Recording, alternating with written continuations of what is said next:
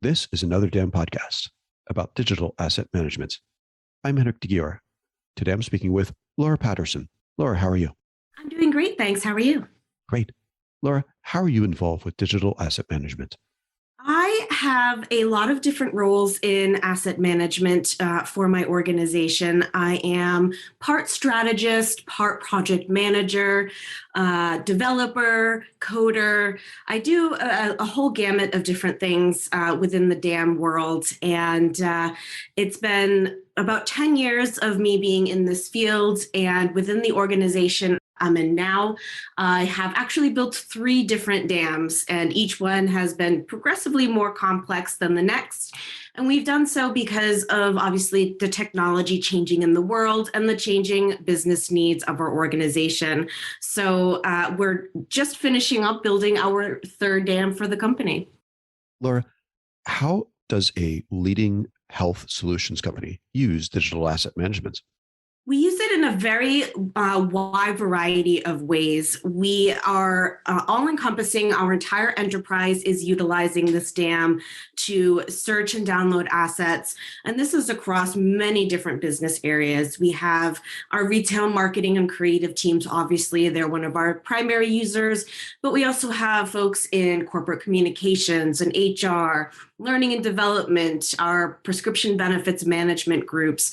So we have a very broad audience, but we also service a number of external partners, including design agencies, photographers, and illustrators, some of whom might be coming to the dam to consume our assets, utilize them in partnership work that we're doing with them, or they might be contributing assets to us, such as photo shoots or video shoots, etc.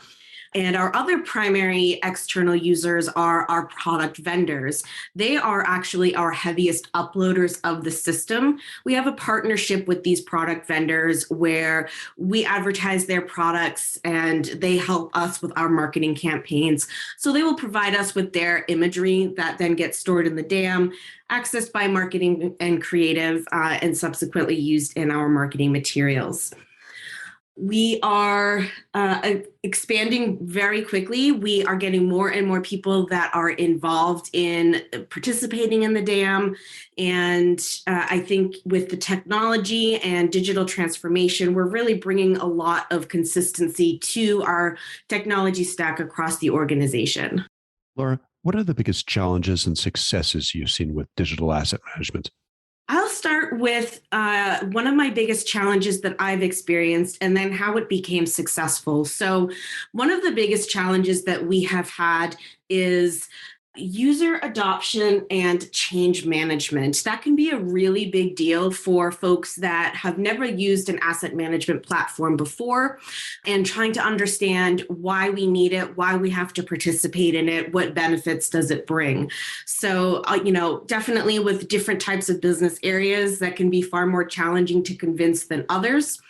And I would say that the success of dealing with that challenge is as you're building out your dam, whether it's from the very get-go, starting your strategy, metadata development, the actual platform development, any business areas that are going to be touching this platform at any level, you should engage with them right at the start of the project and get their input and their feedback, understand their problems and their needs, and work with them to come up with solutions.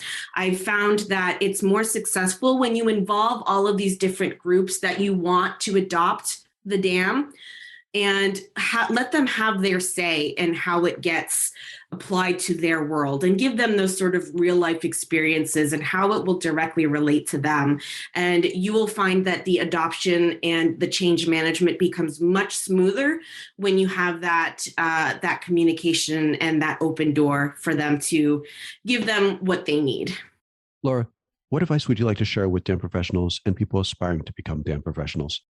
I would say my advice is, and this would go for both new and existing, again, really thinking through your strategy, really working with the different business areas, not thinking about DAM in a vacuum of how you as the asset manager is going to work with the assets, work with the application, but to think broader in terms of how it's going to impact your direct users, both incoming and outgoing. And if you really put your focus on the users, you're going to have a much better DAM solution, a better experience for your users, and you're really going to get people engaged and wanting to participate.